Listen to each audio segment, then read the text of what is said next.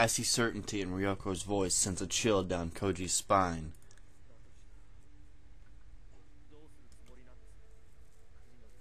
If so, what will you do with him? He has to ask even though he already knows the answer.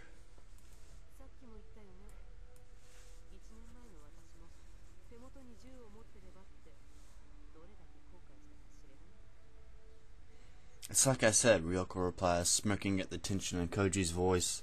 I have no idea how many times I've wished I've had a gun with me in 1 year. Well, with me 1 year ago. I just woke up. I won't make the same mistake twice.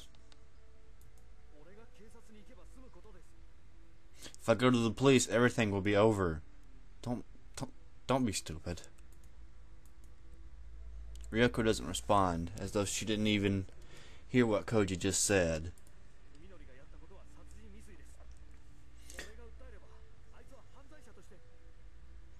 Fuminori tried to kill me, Kouji continues persistently. If I press charges, he'll be arrested.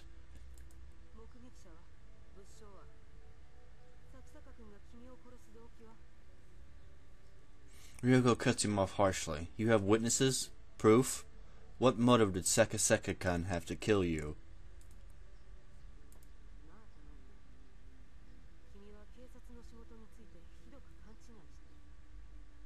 You know, Tono-kun, you're completely misunderstanding what police do.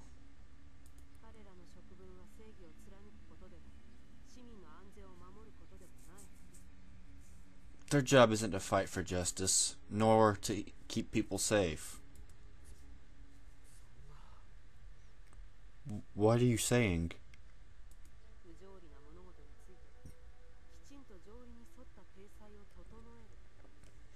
Finding reasonable explanations for unreasonable events. That's what police are for.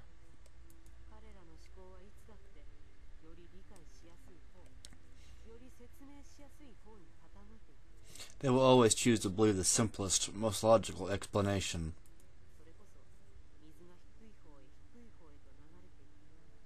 It's just like how water always flows downhill.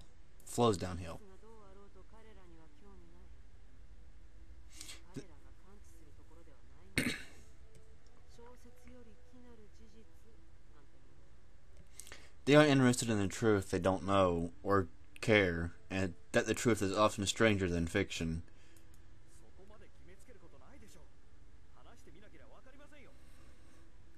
Surely they're not all like that. I won't know until I try.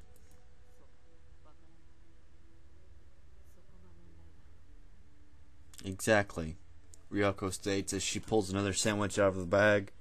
That's the problem. She hasn't spared Kouji a second glance since looking at him earlier. Even while talking, her attention is always focused on the papers in front of her.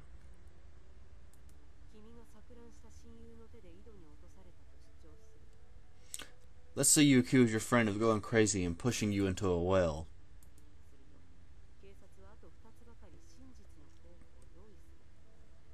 In addition to your statement, the police will consider 2 alternative versions. One, the truth. Maybe you're making it all up to frame your friend. Or even simpler, the shock of having fallen into a well by accident has you doubting your friend. These 3 possibilities will race to see which comes out with the most convincing evidence. No one will know which one will be the winner. Are you willing to bet everything you have on your truth? Didn't think so. Kouji has no response. Can he really logically explain the events that led to Fuminori to do what he did? How can he convince everyone else when he doesn't even understand it himself? And here's the biggest problem, Ryoko says calmly, cutting into Kouji's thoughts. While you're raising hell with the police, we'll lose our chance to corner Sekaseka Fuminori.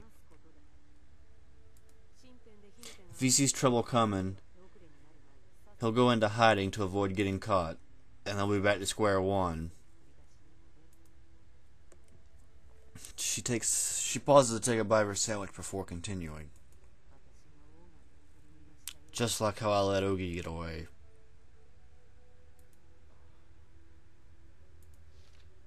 Heavy silence falls upon them, with only the soft rustle of pages turned in Ryoko's hands, marking the passage of time. Please tell me, Doctor, Kouji says, his hushed voice breaking through the quiet. What is so unforgivable that you're willing to take justice into your own hands? Just what exactly did Ogi do in that room down there? I'm a faster reader than you, Japanese people. Once again, Ryoko coldly ignores Koji's question.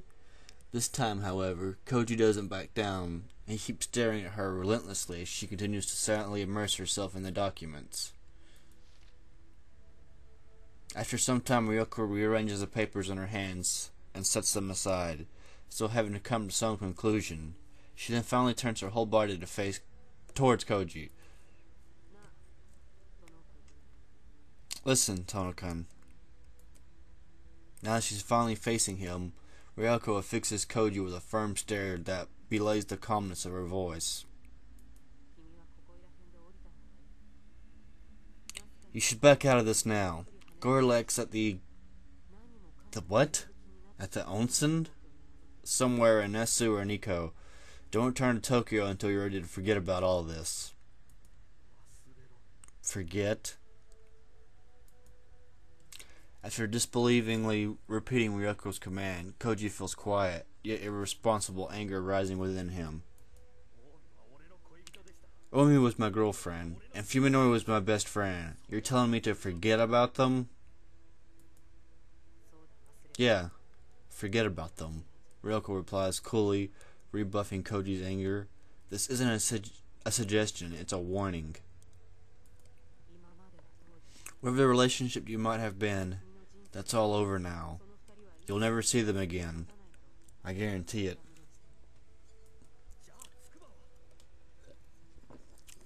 Then what about Tsukuba? Kouji practically shouts.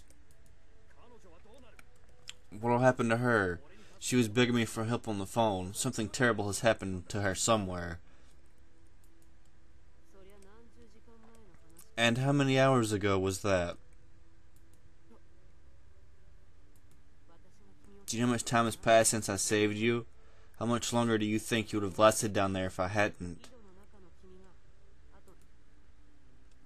She shakes her head and coldly says, It's too late.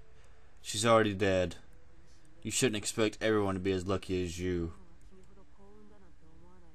Damn. It's you. Kouji growls, unable to suppress his anger. If you'd found me dead in that well, you wouldn't have thought of anything of it, would you? I was prepared for that, of course, Ryoko says with a shrug, unfazed by Koji's ire. I hardly expected to find you alive. Once again, Kouji has been made painfully aware of the futility of arguing with this woman. No matter how hard he tries, he'll never be able to make her feel shame or reform her ways. It's meaningless to debate with someone whose morals are fundamentally different. Kouji gets out of bed and stands on his shaky legs. How long have I been asleep? About half a day. I envy your ability to recover from exhaustion so quickly. It's the privilege of the young, so enjoy it while it lasts. Kouji looks at his watch and sees that it's 4 in the morning, which means that it was already earlier evening when Ryoko rescued him.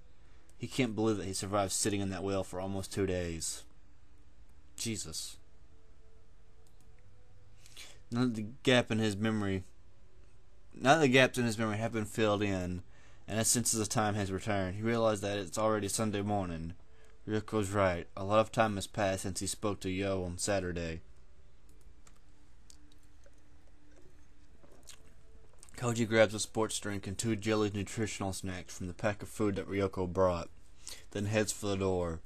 He's still unsteady on his feet, but he can manage through the force of will. Just to make sure, mind telling me where you're going? Tokyo, Kouji replies brusquely, his tone no less harder than Ryoko's. Tsukuba may still be alive. I'm going to save her. You just don't listen, do you? I could say the same about you. Kouji is expecting Ryoko to watch him go with that cold, mocking smile of hers. Instead, however, she sighs heavily and rests her jaws on her hand. Her jaw. She only has one.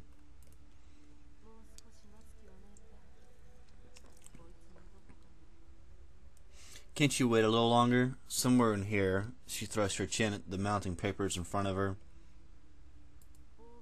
is the answer to what this Ogi called Saya is. What this thing Ogi called Saya is. I think we should wait until I figure out and come up with a plan to defeat it. Yeah, that's gonna happen. You would think that, since you've already convinced Tsukuba... You would think that, since you're already convinced that Tsukuba is dead. In truth, Kouji is extremely uneasy about going on alone. He knows, however, that even if he did have Ryoko's help, she would surely bring about the worst possible end. He mustn't depend on her. Tono-kun, Ryoko calls, just as Kouji opens the door and steps into the hallway. You were almost killed once. Don't let it happen again. She picks up something that was lying next to her on a pile of documents and casually tosses it to Kouji. When Kouji catches it, he feels its solid weight fill his hand. This is... Kouji stares at the menacing shape of cold metal.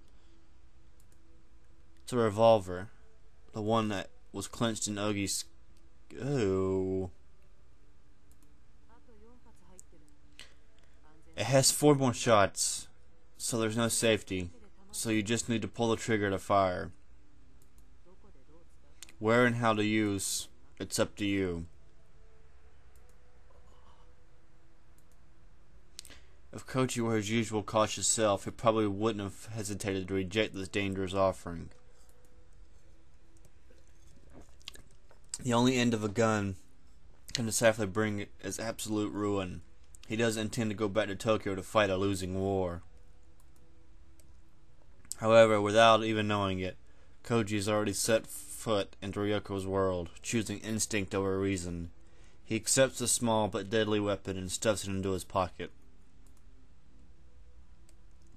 There is no question that Kouji intends to save Yo and bring Fuminori to answer for his sins.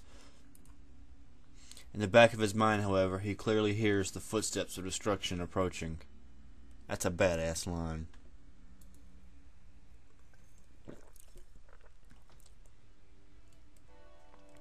When he steps out of the cabin's front door, Kouji shivers at the cold of the dawn forest. Freezing winds sweeping across the front yard is like knives against his skin. He can't believe the outside air is even colder than the mud at the bottom of the well. The cold of the night must have been lessened by the stagnant air filling the cramped space. If he'd been exposed to this intense chill all night long, he would surely have frozen to death. Kouji finds 2 cars parked at the end of the road, leading to the front yard. The minicar next to his Accord must be Ryoko's. When he sits behind the wheel of his car, he gets some relief from the feeling that he has taken the first step, however small, back into his world. He takes small sips of the sports drink, wetting his parched throat, then washes down some Jell-O. His stomach rebels at the sudden influx of food after 36 hours of emptiness, but he manages to force down the urge to vomit. Kouji needs the energy. No matter how hard it is, he must regain enough stamina to overcome the challenges ahead. After forcing down the necessary amount of food, Kouji leans back in his seat and takes a short break. Now he's begun to feel like himself again. He reaches into the back seat and pulls his spare cell phone out of his bag.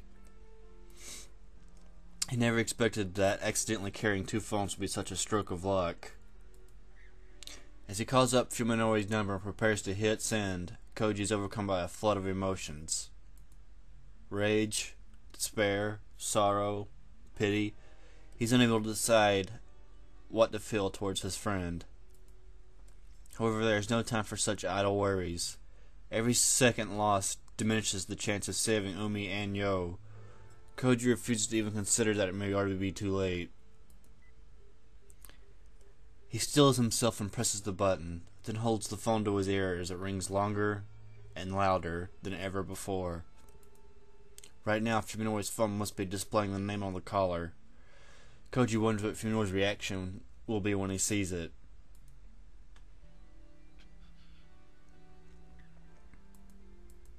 The call goes through. Kouji can clearly sense surprise, apprehension, and dark fury coming from the silence at the other end of the phone. Feeling slightly gratified, Kouji delivers the first jab.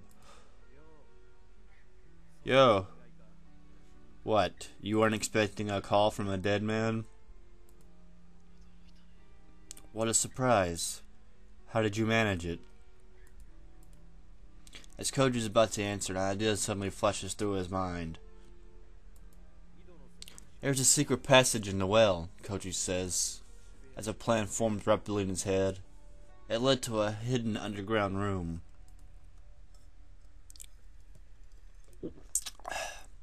He pauses to let that sink in.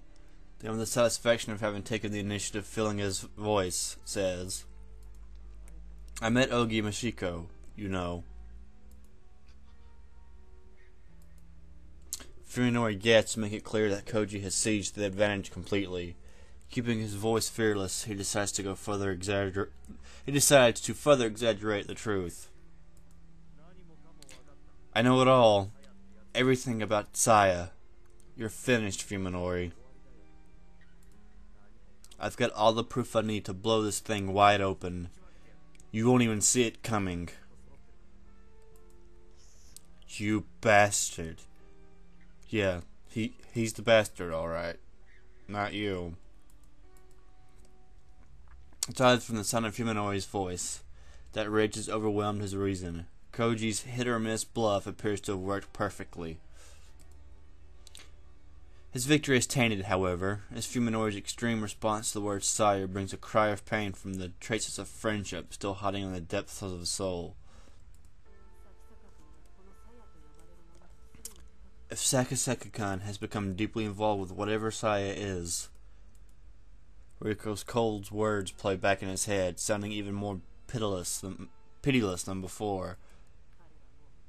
Then he's already past the point of no return.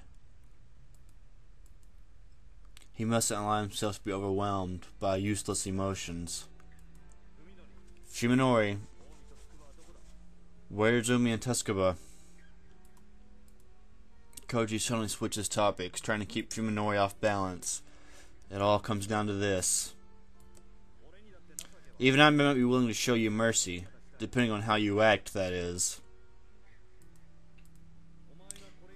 If you swear not to cause any more suffering, I'll forget about what you did to me, and about what I found in the cabin. I don't want to have any more to do with you, and Saya anyway. All I want is for Umi and you to be safe. Umi and Yo, huh? Fuminori's voice trails off, but it's obvious that he's desperately trying to decide whether or not he can trust Kouji's words, and whether or not there's room for negotiation. Fuminori's been called out, and now it's time for him to show his hand. I truly don't know anything about Umi. She never came to my house. Yo, however. Fuminori's pause, then gives a knowing chuckle that sends a chill up Kouji's spine. Well, I wonder if she'll really want to leave. She's with you, isn't she? Kouji's relieved to learn at Yo's location and that she is at least alive. Depends on your definition. At the same time, however, it is now clear that Fuminori had something to do with the suffering that Kouji had heard Yo going through over the phone. Whew.